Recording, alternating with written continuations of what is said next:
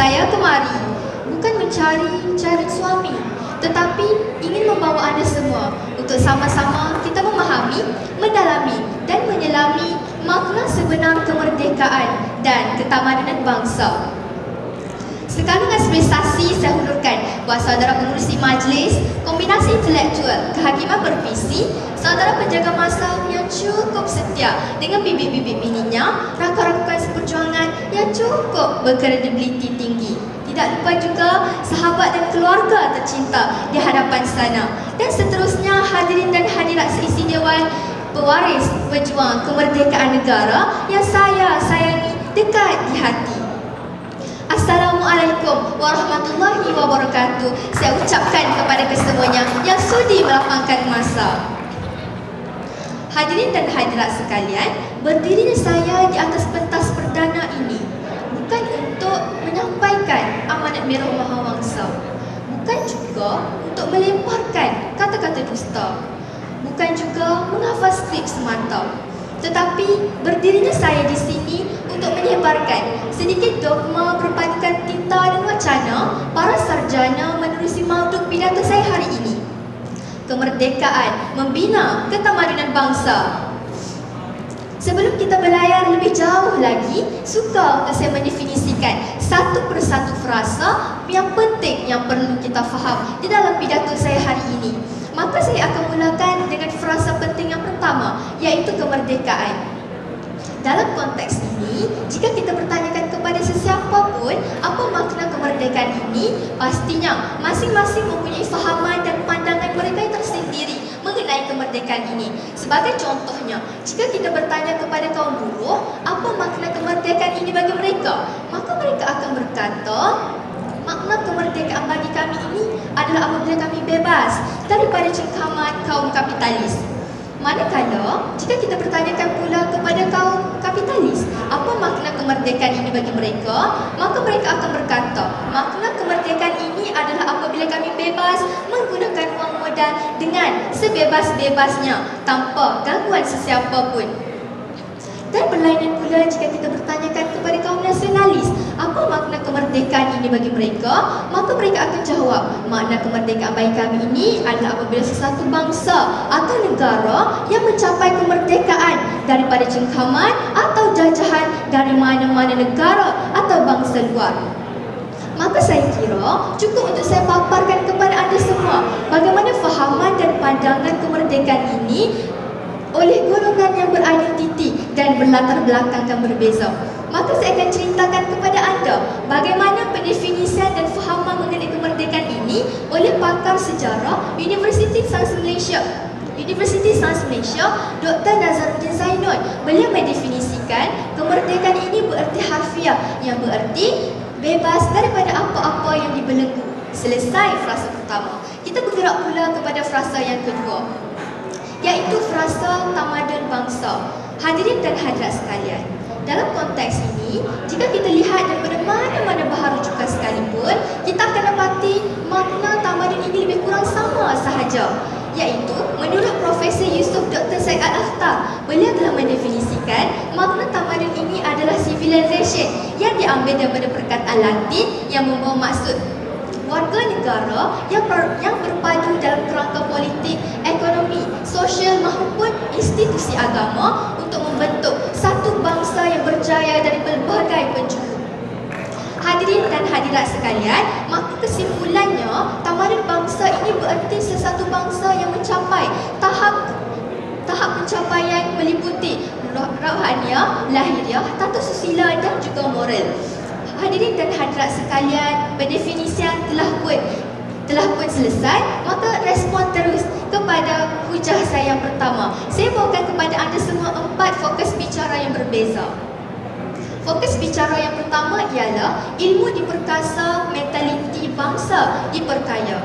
Hadirin dan hadirat sekalian, memetik kata-kata Nelson Mandela, mantan Presiden Afrika Selatan, beliau telah menyatakan bahawa ilmu ini adalah satu senjata yang paling berkuasa untuk mengubah dunia. Senjata yang mampu untuk membuka mata dunia dan juga senjata yang mampu mengubah perspektif manusia. Maka hadirin dan hadirat sekalian, misalnya pada hari ini, perkembangan dan penggunaan ilmu di Malaysia telah berlaku secara intensif dan juga besar, hadirin dan hadirat sekalian. Daripada wujudnya Penyata Razak 1956 sehinggalah dasar-dasar yang digubal oleh pihak kerajaan pada hari ini telah membuka ruang dengan semaksimum mungkin untuk memberi peluang kepada rakyat Malaysia untuk terus cintakan ilmu pengetahuan. Saban hari, sekolah-sekolah di Malaysia juga semakin bertambah untuk memberi peluang kepada rakyat-rakyat kita mendapat tempat dan mendapat pendidikan dengan sebaiknya. Maka hadirin dan hadirat sekalian, pada hari ini kita mampu untuk menarik nafas lega dan berbangga melihat rakyat-rakyat Malaysia pada hari ini telah mampu mengharumkan nama Malaysia dalam bidang pendidikan. Sebagai contohnya, Nik Amalina yang baru-baru ini telah mencapai tahap pencapaian dalam bidang pendidikan yang sungguh membanggakan. Maka bergerak kepada fokus bicara saya yang kedua, iaitu ekonomi dijana, rakyat sejahtera. Hadirin dan hadirat sekalian, sehingga detik pada hari ini, berbagai inisiatif dan strategi telah diambil oleh pihak kerajaan. Tidak lain tidak bukan hanya untuk membantu pertumbuhan ekonomi di negara kita.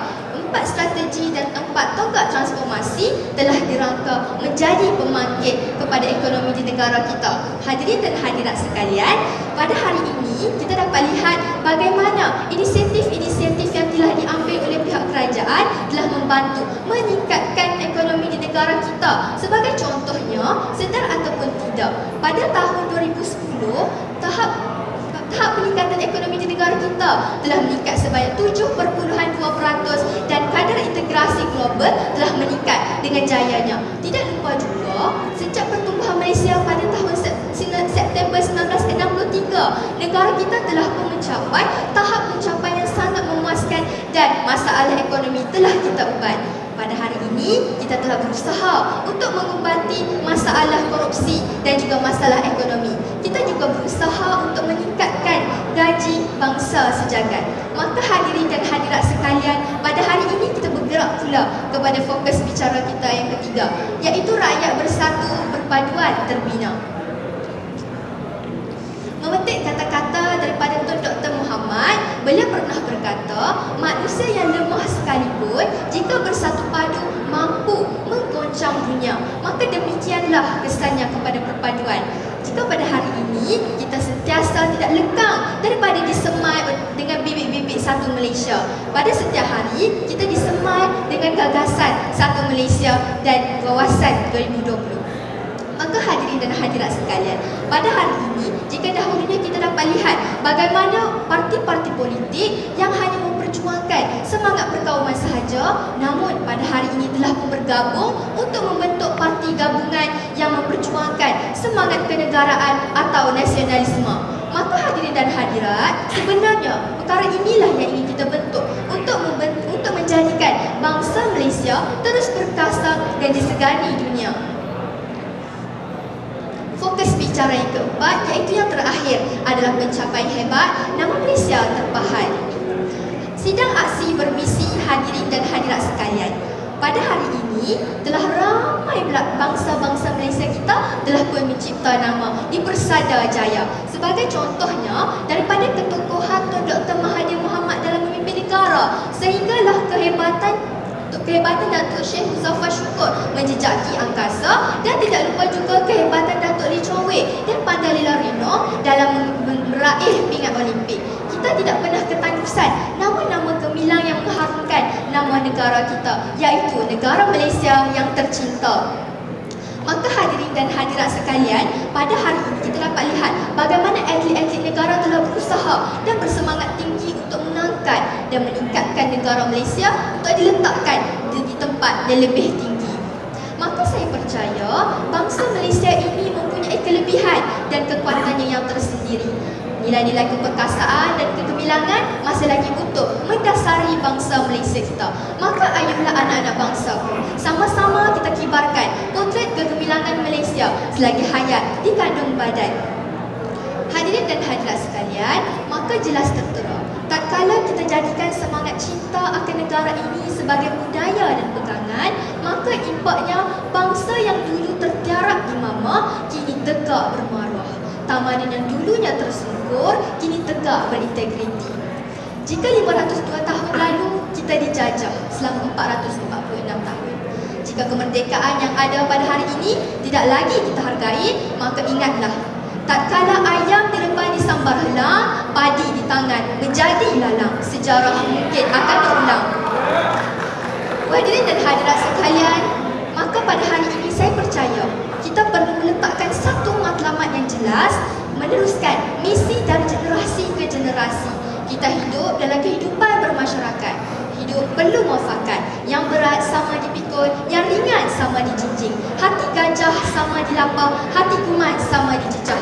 Gunung sama didaki, lurah sama dituruni. Semoga kesesaran kita pada hari ini mampu memberi peluang kepada generasi anak-anak kita yang akan datang untuk terus menyanyi dan menari dalam keadaan yang harmoni. Maka hadirin dan hadirat sekalian, saya ingin anda renung satu perkara. Betapa membina tamadun ini tidak sesingkat awan menjadi hujan, tidak sesingkat api menjadi abu, dan tidak sesingkat pasir menjadi debu. Tetapi satu perkara yang perlu kita tahu, prosesnya tidak akan terhenti dan hanya akan sempurna dengan tindakan yang diambil oleh kita semua. Maka hadirin dan hadirat sekalian, persoalannya, adakah kita mampu untuk mengekalkan tamadun bangsa kita pada hari ini? Sudah ada jawapannya pada anda semua di hadapan saya. Tepuk dada, jangan tanya pada selera, tetapi tanya pada iman, kerana ia lebih dekat dengan Tuhan. Maka hadirin dan hadirat sekalian, pada hari ini tidak mengapa kita kehilangan emas kasturi, tetapi jangan sesekali kita kehilangan tamadun bangsa yang kita sayangi. Sekian, wabillahi taufik wal hidayah.